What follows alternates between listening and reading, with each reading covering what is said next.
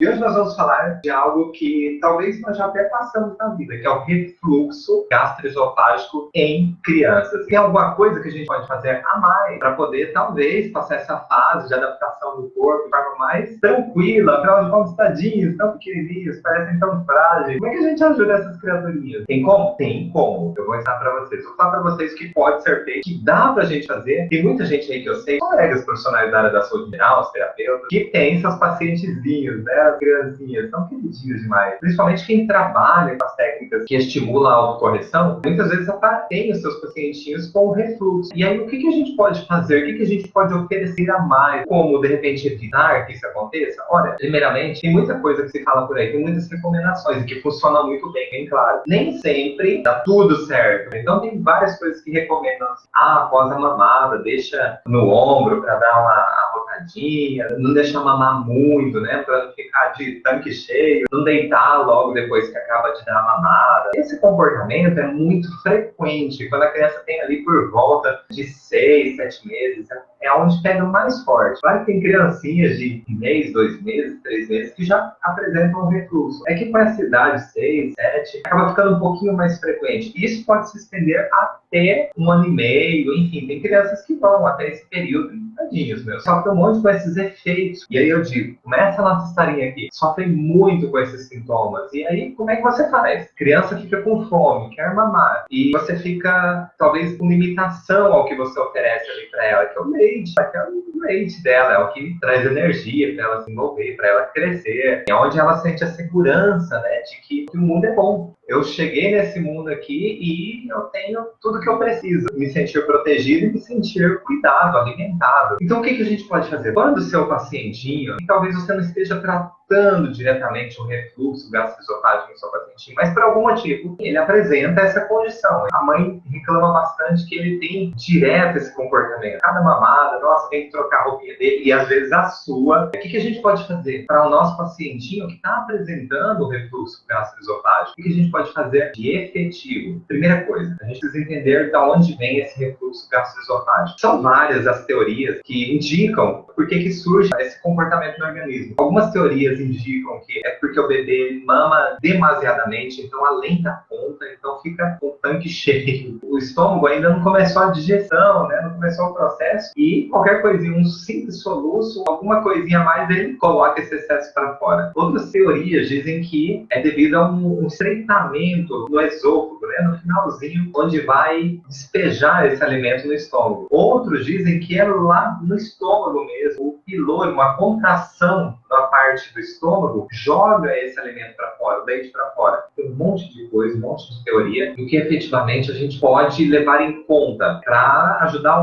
de uma forma definitiva, provavelmente, o nosso paciente. O que a gente pode fazer de forma efetiva? Primeira coisa, a gente precisa identificar o que é que está acontecendo. Então, primeiro, desde quando isso acontece? Então, desde quando nos remete, a mãe vai saber. Olha, foi desde que nasceu, foi sempre. Ou, por exemplo, a partir do 3º mês começou, a partir do 5º mês começou, a partir do 6º mês começou. E, além disso, identificar a frequência. É toda mamada? Ou é de vez em quando? É só à noite? Como que é a frequência disso? Essas informações, elas vão nos ajudar muito. Primeiro, quando você pergunta desde quando, na verdade, nós estamos querendo saber mais do que a data cronológica, né, que é a data de tempo, mas para a mãe poder se localizar em tempo e espaço, o que ela poderia estar vivendo naquele momento? Ela ou seu filho? Aí é que está a grande sacada. Como que o filho pode estar vivendo algo que pode levar a isso? Então, na percepção de uma criancinha, olha só, olha que coisa maluca, mas que faz todo sentido e eu vou falar de onde veio isso. Uma criancinha que, porventura, esteja vivendo algo que, na visão dela, é desesperador, é como se fosse comprometer a vida dela. Lógico que ela não tem essa consciência toda, mas a mãe começa a trabalhar depois dos 6 meses e aí vem uma babá para ficar com ela. Então, aquelas mamadas não são regulares. E é isso que aconteceu com a paciente minha tinha. Então a mãe chegou para a sessão de alinhamento e eu perguntei qual é a queixa. E ela falou, olha, é minha filha que começou a ter refluxo. E agora é direto. Aí eu comecei as investigações. Desde quando? Desde os 6 meses de idade. Antes ela tinha? Não. Ela mamava bonitinho, dava aquele arrotinho e tudo, mas não tinha refluxo. Uma vez ou outra, bem de vez em quando, mas não era um problema. Agora, depois dos 6 meses de idade, começou direto. Aí a gente pergunta, peraí, então dá um pause nessa história. Então a gente sabe que aos 6 meses de idade, essa criança, ela percebeu alguma coisa de diferente no mundo. E aí eu perguntei pra mãe, o que aconteceu de diferente na rotina? Porque a criança estava acostumada com a rotina. É claro que alguma coisa saiu da rotina. Não é um comportamento que caiu do céu ou surgiu no corpo da criança. Agora ela tem refluxo. Ela não tinha, agora ela tem. Não, isso não existe. Na verdade, olha, quando eu perguntei isso pra mãe, ela falou, não, acabou a minha licença maternidade e eu voltei pro trabalho. Mas eu criei uma nova rotina das mamadas, então era na hora do almoço, eu tirava o leite, deixava lá armazenado, né? A enfermeira, o médico, eu não lembro, me ensinou como é que fazia, deixava lá na geladeira e a babá dava essas mamadas nos horários. Só que tem um componente aí que é fantástico. E a conexão mãe e filha mudou. Isso mudou a rotina. Porque as mamadas até que continuaram mais ou menos nos mesmos horários. Mas já não era o peito da mãe. Era o mesmo leite. Não tinha aquele toque. Não tinha aquela sensação de proteção que a criança já estava acostumada. Então mudou sim algo na rotina dessa criança. Que foi sentido pela criança e é claro que foi sentido pela mãe também. E aí olha que interessante. Fica diferente as mamadas dela. E aí o corpo dela começa a reagir diferente também. E por que reage com o comportamento de refluxo? Porque na sensação, na percepção dessa criança, é como se a mãe longe significasse algo que era vital, que para ela é o risco de vida. Ainda que esteja sendo nutrida adequadamente, ainda que a babá dê o leite para ela, que é o materno, ainda que tenha tentado manter a rotina, ainda que tenha tentado fazer tudo para minimizar, mas na percepção dessa criancinha, algo saiu fora da realidade, que era o contato com a mãe, que era vital para ela. Então não tinha mais aquele contato pele a pele, não tinha mais aquele momento mãe e filha que era várias vezes ao dia, agora era algumas vezes ao dia. Então a criança, se ela percebeu, prestem atenção nisso, se ela percebeu essa mudança de rotina como algo indigesto, algo como uma contrariedade, né? Então vamos juntar as duas coisas, uma contrariedade indigesta. Aí eu pergunto para você, o que é que acontece quando você tem uma contrariedade? Você não quer colocar para fora aquilo? Eu não consegui digerir isso, aquilo não me caiu bem, é uma contrariedade indigesta. O que o seu organismo faz? Tenta colocar para fora, de forma biológica. E como é que é feito isso? Você tendo um refluxo, literalmente colocando para fora. Por que o alimento? Porque é um alimento que não veio diretamente da mama da mãe. É um alimento que foi muito bem-vindo, mas não da maneira que eu estava acostumado, não da maneira que eu me sentia protegido. Era algo grandioso, a percepção da criancinha. Então, se é vivido como a contrariedade digesta, ela vai ter um refluxo gastroesofágico. E olha que interessante, casa exatamente com mudanças de rotina. Normalmente é assim, você que tem pacientinhos, você que vai tratar de repente um paciente com uma queixa de refluxo, né? A mãe fala de um refluxo gastroesofágico, talvez está muito intenso. Procure identificar primeiro na rotina dessa criança se mudou algo, ou na rotina da mãe também, porque sinceramente, quando a mãe está dando as mamadas para a criança, ela tem uma relação muito íntima ali, íntima no sentido de tudo que ela está vivendo naquele momento, ela passa através do leite para a criança, ela passa aquelas sensações. Então, se ela está oferecendo a mama, está oferecendo o leite para a criança está mamando, e ela está aqui preocupada com o trabalho, está preocupada com coisas que são alheias naquele momento, ela passa tudo isso para o leite também. É a mesma coisa de, fala que às vezes a ingestão de álcool, né, leva ao refluxo na criança, de álcool pela mãe, obviamente. Ingestão de certos alimentos, né, talvez mais gordurosos, talvez um pouquinho mais ácidos, leva a esse refluxo na criança, porque a criança percebe que tem algo diferente, tem um componente diferente. O que às vezes muitas pessoas não olham é que esse componente não precisa ser necessariamente um componente material, pode ser um componente de uma informação que vai através do leite também. A gente precisa olhar de uma forma bem ampliada para isso. E a maneira mais fácil de identificar tudo isso, primeiro, pergunte para a mãe o que é que mudou na rotina dessa criança. O que é que pode ter mudado um pouquinho antes do início desses sintomas. A criança, ela percebe que as coisas coisas muito de maneira vital. Por quê? Ela é muito frágil. Isso é uma percepção arcaica. Por quê? A criança não consegue defender sozinha. Ela não consegue lidar com os mecanismos, com todo o ambiente sozinha, porque isso pode comprometer a sobrevivência dela. É arcaico porque é análogo a todos os animais. Ou seja, todos os animais, eles sozinhos na natureza, muito menos chance de sobreviver. E a maioria deles, muito pequenininho, recém-nascidos, eles não sobrevivem se ficarem sozinhos. Eles não conseguem comer sozinhos, eles não conseguem defender sozinhos, eles não conseguem procurar comida sozinhos. No mundo das crianças, quando a mãe vai trabalhar, por exemplo, para a criança, ela desapareceu. E ela perde de vista, é como se tivesse desaparecido. Não é aquela coisa de daqui a pouquinho ela está de volta. Ela não tem noção de uma hora, de um minuto, de um dia. Então, imagine só quando tem a mudança de rotina. Para a criança, a mãe não está por perto. E aquilo foi sentido como a contrariedade dessa, porque mudou o jeito dela ter as mamadas, mudou a rotina, mudou o comportamento. E ela não sentiu aquilo como agradável. Então, olha que interessante. Sempre que uma criança começar a ter manifestações de refluxo gastroesofágico, procure, antes do início dos sintomas, o que é que aconteceu de mudança de rotina para essa criança. Que talvez ela possa ter percebido como uma contrariedade de gesto. Talvez não, com certeza, não teria esse tipo de comportamento. Teria outro tipo de comportamento. Mas sempre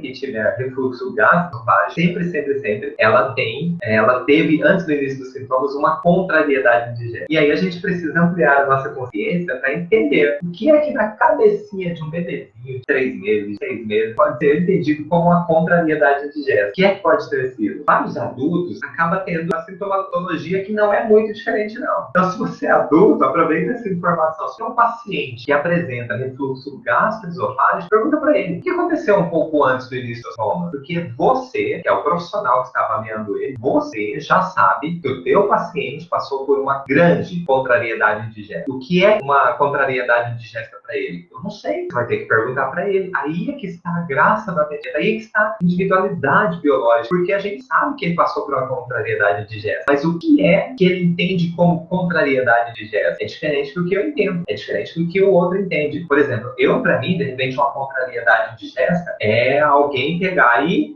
falar mal do meu trabalho. Isso para mim mexe muito comigo. Para você que de repente está me assistindo, isso não te afeta de forma alguma. Isso não te contraria, porque você não precisa provar nada para ninguém, tá tudo bem, tá tudo certo. Talvez a contrariedade indigesta para você que vai ser sentido de forma muito forte é, de repente, faltar dinheiro na tua conta. Então, cada um tem o seu tendãozinho de Aquiles. E para as crianças, a contrariedade indigesta é sempre vivida de maneira vital. É sempre percebida de forma vital. E o que é vital para uma criança? A mãe estar por perto. Isso assim, tentando entender a cabeça das crianças. Na hora que ela sente fome, na hora que ela sente tá sujinha, aquilo para ela é desconfortável. De repente, olha, a contrariedade indigesta, você está numa loja de brinquedos, ela pega um brinquedo e de repente você não pode comprar, você arranca da mão dela e ela vai embora chorando. Falando nisso, né, lembrei de outro caso, de uma pacientinha. Pacientinha não, pacientinho, com um pouco mais de tempo de vida. A anterior, quando ele tinha 6 meses. Esse tinha mais de ano. Acho que tinha mais de 1 ano e meio. A queixa da mãe. Refluxo gastroesofágico. E é legal tratar as crianças, porque normalmente a resposta é muito rápida. Essa pacientinha que eu contei antes para vocês, foram 2 semanas. 2 semanas diminuindo gradativamente. Agora, esse caso que eu vou contar para vocês, do menininho que eu atendi, eu acho que ele tinha 2 aninhos, que já faz um tempo. Mas olha só que interessante o caso dele. A mãe chegou e falou, olha, é que meu filho começou a ter refluxo gastroesofágico. E aí eu perguntei, a perguntinha mágica, desde quando? É para eu ter uma ideia de quando é que alguma coisa mudou na vida dele. É claro que com ele. Então ela falou, olha, desde... aí era um pouco antes, agora eu lembrei porque eu estava confundindo, era 1 ano e meio ou 2 anos. Porque tinha começado há 6 meses atrás, quando ele tinha 1 ano e meio. E aí eu perguntei para ela, aí vem as palavras mágicas, né? A pergunta mágica. E o que é que aconteceu de diferente na vida dele nesse período? Que pode ter sido diferente para ele, na percepção dele. E a mãe pensou, falou, não. Ele continua na mesma escolinha, que a gente deixa ele numa escolinha pequenininha lá, que cuida. Ele continua com a mesma rotina. Aparentemente estava tudo certo. Só que aí eu fui perguntando, mas o que mais? Tenta lembrar, 6 meses atrás, o que pode ter mudado? O que pode ter acontecido? E aí, o que aconteceu é que a mãe tinha tirado férias e aí ela ficou um período em casa. Então ela ficou mais tempo com a criança. criança. Então não é que exatamente aconteceu algo ruim, mas ela ficou mais tempo com a criança. Quando ela voltou para o trabalho, então a criança ia para a escolinha, normal, enfim, mas chegava em casa, a mãe já estava lá. A mãe ia buscar. E aí, o que aconteceu? Nesse caso, o pai buscava a criancinha, então já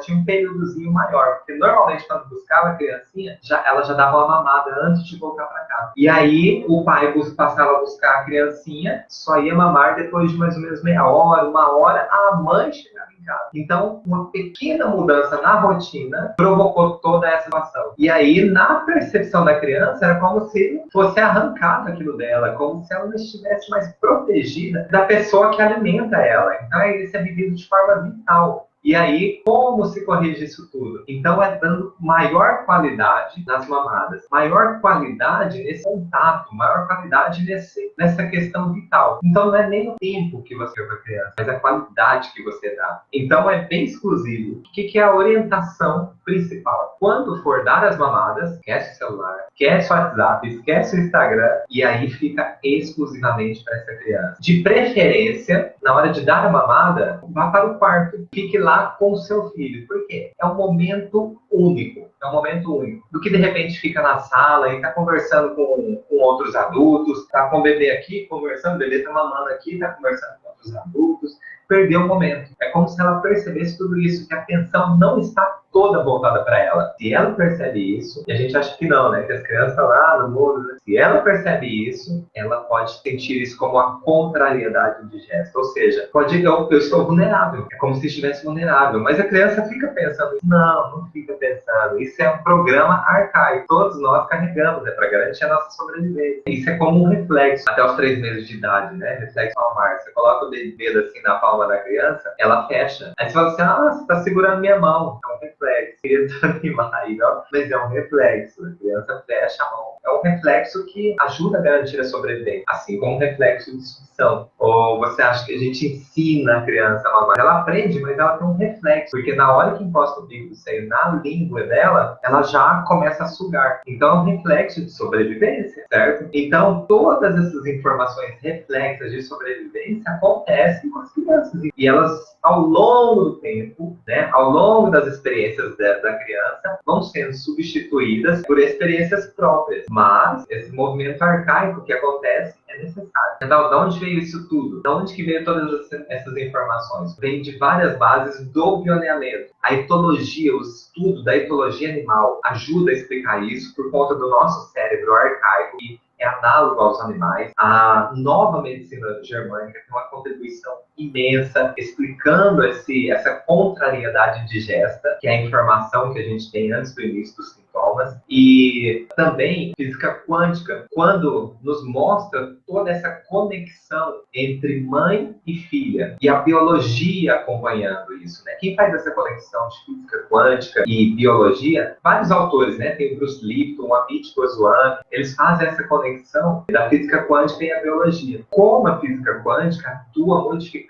a biologia no nosso corpo. Como as informações atuam modificando o que é dito como matéria no nosso corpo. Então isso tudo se torna muito palpável. E tem gente que acha que física quântica é só o universo, coisa assim. É também, mas não é só isso. Então esses estudos, hoje já comprovados, e alguns ganhadores de prêmio Nobel, já nos mostram que a física quântica ela está muito mais presente em nossas vidas do que nós pensaríamos, do que nós chegamos talvez a estudar. E mostram que nós podemos comandar a nossa biologia, que nós podemos fazer a diferença para nós mesmos, nós podemos fazer a diferença para o bebezinho que nós estamos cuidando, certo? Esse é o recado de hoje sobre o refluxo gastroesofágico em criança. Então, você que é profissional da área da saúde, você que é terapeuta, quando aparecer um paciente, pequenininho, uma criança que tem essa queixa, né, onde a mãe normalmente leva, então questione a mãe o que é que aconteceu antes do início do sintoma. Desde quando acontece isso? Mas o intuito de perguntar isso é justamente identificar o que é que aconteceu diferente antes do início do sintoma.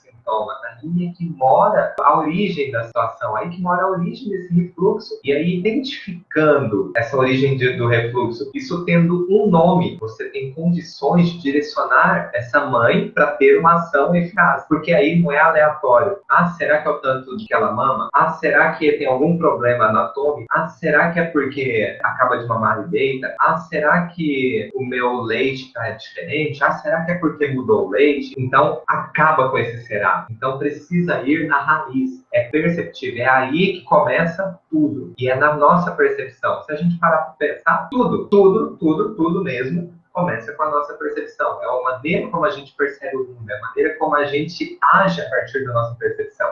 E o nosso organismo, a nossa biologia, ela acompanha essa percepção. Se a criancinha percebeu como uma mudança de vida, uma mudança, pode ser uma mudança de rotina. Talvez para você desse tamanhozinho, mas para a criança é desse tamanho essa mudança de rotina. E ela percebeu isso como uma contrariedade indigesta, adivinha o que vai ter? Ela precisa colocar isso para fora. É a maneira que ela sabe se expressar, não conscientemente, mas como um programa biológico de sobrevivência. Então é a maneira que o corpo expressa de forma física aquele sentimento de contrariedade indigesta, colocando para fora aquilo que eu não aceitei, eu não gostei, aquilo parece que mudou a vida dela. E é a mudança de rotina, que para você talvez foi desse tamanhozinho, mas para a criança sentida desse tamanho, muito grande. Então, é preciso observar com a cabeça de uma criancinha, é preciso observar, dar atenção aos detalhes. E para a criancinha pode não ser um detalhe, para ela pode significar uma mudança de vida. E se for sentida como uma contrariedade indigesta, ela pode ter sim um refluxo gastroesofágico. Então, identifique o que aconteceu antes do início desse sintoma. E aí, quando isso tem nome, você tem mais possibilidades de direcionar para uma ação. E a principal ação é dar qualidade nas mamadas dessa criança. Seja com a mamadeira, seja com a mama, mas desde que a criança perceba que ela está sendo protegida, que você está conectada com ela naquele momento, você está 110% voltada para ela. A situação não é a quantidade, a situação é a qualidade que você dá quando você está com essa criança. E aí tudo começa a mudar, inclusive para você, que é mãe. Inclusive para você, profissional da área da saúde, dentro do tratamento que você desenvolve, dos seus protocolos, com o tratamento com refluxo gastroesofágico, olha, experimente, você não tem nada a perder, experimente fazer essa pergunta, o que aconteceu antes do início do sintoma. E para a criança foi talvez percebida como uma contrariedade indigesta muito grande. Um grande abraço para vocês, a gente se encontra, meus amigos. Tamo junto, hein?